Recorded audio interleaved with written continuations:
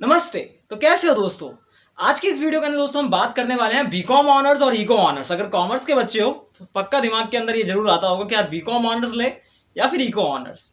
देखो दोस्तों, 12th के अंदर कोई बच्चा जब होता है और कॉमर्स फील्ड से पढ़ रहा होता है तो फिर जब वो कॉमर्स को पास आउट करता है 12th के अंदर तो उसके दिमाग में हमेशा ये चीज रहता है कि आखिर कौन सा कोर्स ज्यादा अच्छा है, किसके अंदर ज्यादा अच्छा स्कोप है, किसके अंदर ज्यादा अच्छी सैलरी मिलती है। दोनों के दोनों कोर्सेज के अंदर दोस्तों सिमिलैरिटी थोड़ी रहती है। इस कारण से बच्चे के अंदर ये कंफ्यूजन रहती है कि आखिर कौन सा कोर्स मैं करूं जो मेरे करियर प्रोस्पेक्टस को ऊपर ले जाए। है ना दोस्तों? तो आज की इस वीडियो के अंदर मैं सारी बातें करने वाला हूं। पहले मैं बात करता हूं बीकॉम ऑनर्स के बारे में। देखो दोस्तों, बीकॉम ऑनर्स बेसिकली एक 3 साल का ग्रेजुएशन कोर्स होता है। और बीकॉम ऑनर्स अगर आपको इंटरेस्ट अकाउंट्स के अंदर, टैक्स के अंदर, लॉ के अंदर, फाइनेंस के अंदर, इन सारी फील्ड्स के अंदर अगर आपको इंटरेस्ट है तो आपको बीकॉम ऑनर्स करवाता है दोस्तों। ये सब बेसिकली जो उसका मेन फोकस होता है ना वो मैनेजमेंट के ऊपर होता है। बच्चे को सिखाते हैं कि आखिर मैनेजमेंट कैसे चलता है कंपनी का। बच्चे को सिखाते हैं कि आखिर बिजनेस कैसे चलाया जाता है। बच्चे को सिखाते हैं कि आखिर शेयर मार्केट कैसे चलती है दोस्तों। ये सारी की सारी चीजें।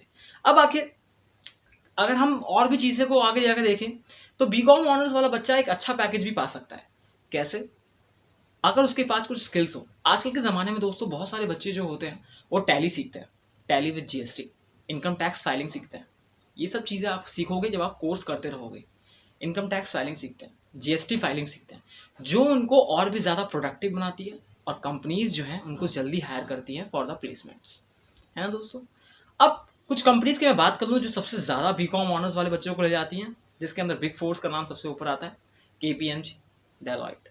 ठीक है दोस्तों, ये सारी कंपनीज जो हैं ये सब बहुत ही अच्छा बच्चों को पैकेज भी देती हैं। तो आपको इससे समझ जाना चाहिए, अगर आपको बीकॉम ऑनर्स करना है तो बीकॉम ऑनर्स किससे रिलेटेड है? अकाउंट्स वगैरह से, टैक्स वगैरह से, लॉ वगैरह से। लॉ भी इसके अंदर वो एलएलबी वाला लॉ नहीं आ जाता दोस्तों कि आप एलएलबी हाई लेवल वाला लॉ करोगे, ऐसा नहीं है।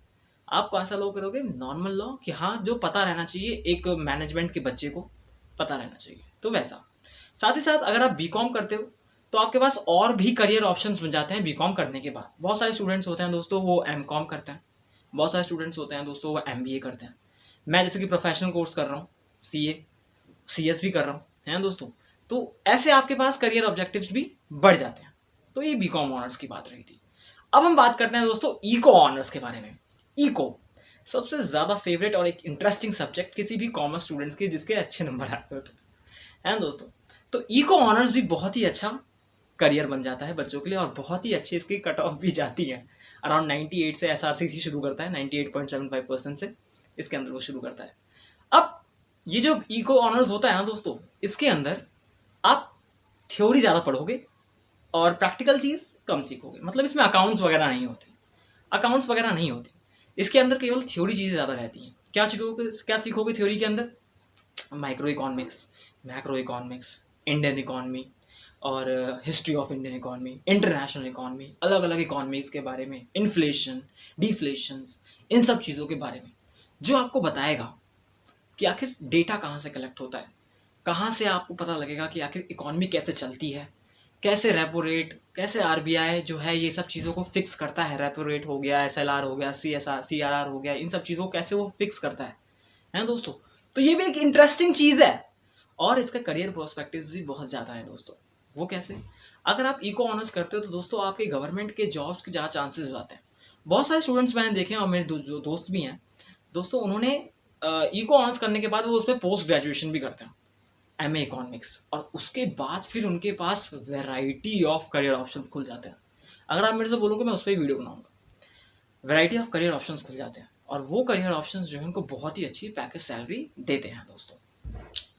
ठीक है दोस्तों, अब अगर मैं बात करूं सैलरी पर्सपेक्टिव के बारे में, रोकड़ा पैसा, इसके बारे में बात करूं दोस्तों, तो अगर कोई एक बीकॉम ग्रेजुएट है तो उसकी स्टार्टिंग सैलरी जो रहती है वो अराउंड 20,000 पर मंथ के हिसाब से रहती है।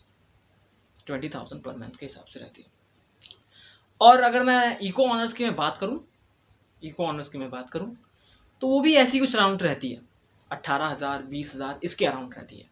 मैं दोस्तों गलत भी हो सकता हूँ, it depends upon the area as well. अगर आप रिमोट एरिया में रहना ज़्यादा मिलेगी, रूरल एरियाज में रहना तो कम मिलेगी, है ना दोस्तों। तो हर चीज़ के ऊपर फैक्टर बनता है। ज़्यादा नॉलेजेबल हो तो ज़्यादा सैलरी मिलेगी, even if you have done only a BCom degree, BCom honours degree, है ना दोस्तों। तो ये सारी चीज़ें फैक्टर्स इंपॉर्टेंट बनते हैं। अब मैं अपना कंक्लूजन बताऊं दोस्तों कि आखिर क्या आपको चूज करना चाहिए, तो बेसिकली दोस्तों ये चीज डिपेंड करती है कि आपका इंटरेस्ट किस चीज में है। इंटरेस्ट किस चीज में, बिजनेस में इंटरेस्ट है, मैनेजमेंट में इंटरेस्ट है, तो बीकॉम ऑनर्स। स्टैट्स में, डेटा को जानने में, इन्फ्लेशन वगैरह को जानने में, तो किसमें, इको ऑनर्स। ये सारी चीजें दोस्तों। और अगर आपको कोई भी क्वेरी हो, आप मेरे से कमेंट सेक्शन के अंदर दोस्तों पूछ सकते हो, मैं उस क्वेरी का जरूर आंसर दूंगा। मिलता हूं अगली वीडियो के अंदर। Till then, Tata.